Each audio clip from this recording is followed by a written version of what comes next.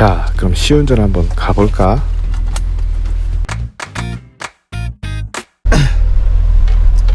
안녕하세요, S9모터스 배성구입니다. 자, 지금 하고 있는 작업이 어떤 거냐면 BMW 230 M25 엔진 공회전 이제 아이들 공기 유량 조절하고 람다 조절이라고 보면 돼요. 근데 이게 생각보다 어려워요. 그러니까 제가 이제 각종 매뉴얼을 찾아봐서 이제 에어플러 센서의 이제 작동 원리라든지 그다음에 세팅 방법에 대해서 좀 공부를 했는데, 안녕.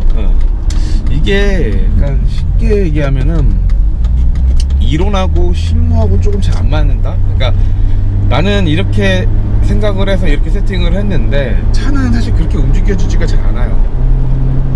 그러니까 그게 어떤 부분이냐면 차 엔진의 컨디션에 따라서 내가 하는 작업이 잘 조절발이 먹는다고 할 수도 있는 건데, 그게 아닐 경우에는 조금 어려워요.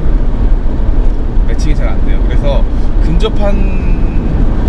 근접하게 고객이 탔을 때 이제 불편함 없게끔 느끼는 그 정도 세팅으로 하는 게 최적인 거예요. 그래서 각각의 노하우가 좀 필요해요. 근데 가장 큰 문제가 뭐냐면 이 BMW 230 89년식이 새 차 있을 때 컨디션을 제가 보지를 못해가지고 과연 이게 어떤 게 정답일까, 그리고 이게 진짜 만족스러운 건가?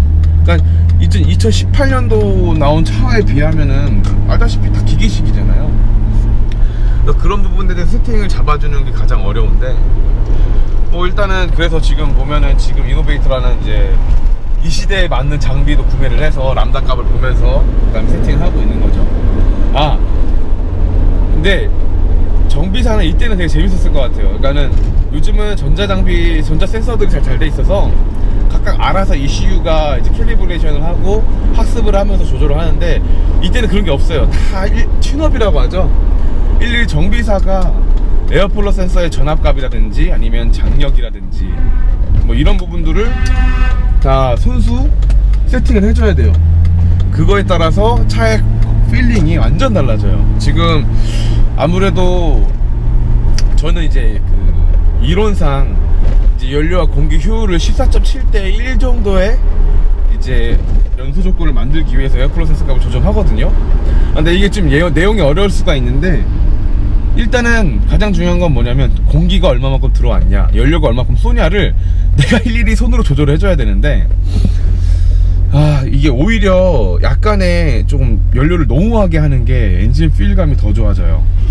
그래서 이게 어느 정도 타협이 필요할 것 같아요. 그러니까는 지금 작업한 거는 기존에 세팅한 거를 다시 수정을 해서 이제 지금 날씨가 추우니까 추운 거에 맞춰서 세팅을 하고 있는데, 아무래도 겨울이다 보니까 기존의 공기량 대비 연료량을 좀 더 쓸 수 있게끔 세팅을 해준 거예요. 확실히 아까보다 변속감이라든지 악셀감은 더 좋네요. 근데 문제는 건 뭐냐, 이제 이거에 따른 이제 과연 이제 고객이 연료 피드백, 그러니까 연비가 많이 떨어졌다라고 느낄 수가 있는 부분이 있는데, 이제 연비 부분과 엔진 필링 두 마리 토끼를 잡으려면 좀 고생도 합니다. 내가 왜 이러고 있는지 모르겠네요. 네, 아무튼 이 손맛 때문에 저도 지금 계속 이 작업을 하고 있는데, 시운전이 끝났네요. 지금 현재로서는 람다 값도 그닥 그렇게 나쁘진 않고, 제가 봤을 때는 지금 이제 가장 문제가 되는 게 냉간지 처음 시동 걸었을 때 이상 증상이 좀 나와요. 악셀이 좀 먹을 때 멈칫한다든지, 아니면 이제 가끔씩 RPM 다운이 된다든지, 이런 부분들을 이제 세팅을 잡아가는 걸로 이제 마무리를 할 건데, 지금 당장에는 제가 봤을 땐 냉간시 이제 차를 다시 식힌 다음에 다시 한번 테스트를 해볼까 합니다. 네, 그러면 여기까지 노가리 끝. 안녕.